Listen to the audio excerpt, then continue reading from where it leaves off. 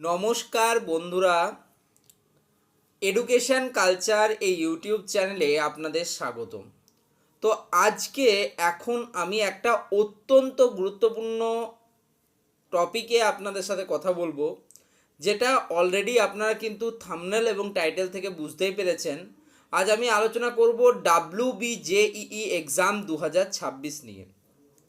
দেখো, WBJEE 2026 নিয়ে কিন্তু অনেকের অনেক প্রশ্ন ছিল, এবং তোমাদের সেই সমস্ত প্রশ্নগুলোর সমাধান হেতু West Bengal joint entrance examination বোর্ডের তরফ থেকে কিন্তু WBJEE এক্সামকে নিয়ে একটা গুরুত্বপূর্ণ নোটিফিকেশান দেওয়া হলো। তোমাদের WBJEE এক্সামিনেশন যেটা রয়েছে তার কিন্তু যে প্রারম্ভিক অ্যাপ্লিকেশন বা এক্সামিনেশন যাই বলো না কেন, সেই ফর্ম ফিল আপ প্রক্রিয়া কিন্তু শুরু হচ্ছে মার্চ মাসের 10 তারিখ থেকে। আজকে হচ্ছে কিন্তু মার্চ মাসের 7 তারিখ শনিবার, ঠিক আছে।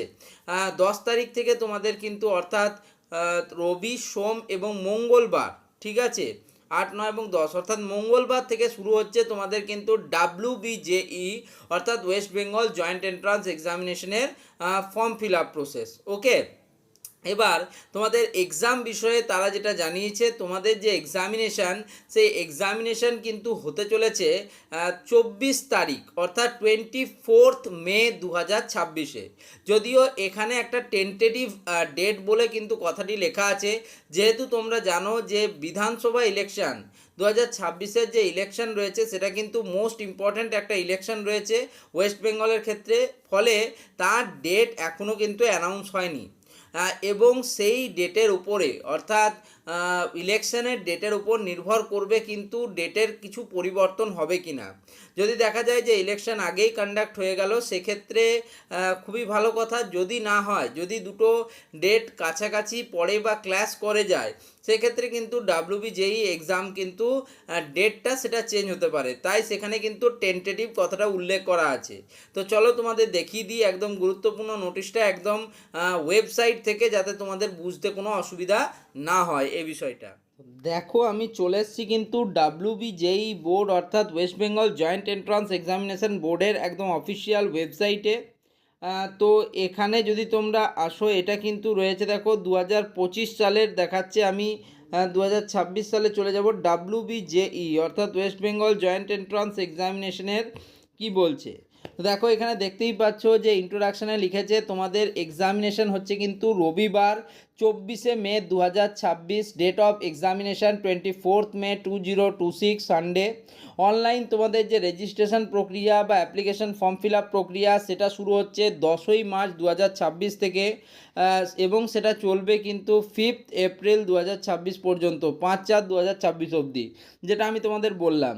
তো কী বলছে, WBJEB West Bengal joint entrance examination will conduct OMR based common entrance examination WBJEE 2026 for admission into undergraduate courses in engineering and technology, pharmacy and architecture of different universities, government colleges as well as self-finance engineering and technological institute in the state of West Bengal for the academic session 2026-27। ওই একই জিনিস লেখা আছে, ঠিক আছে।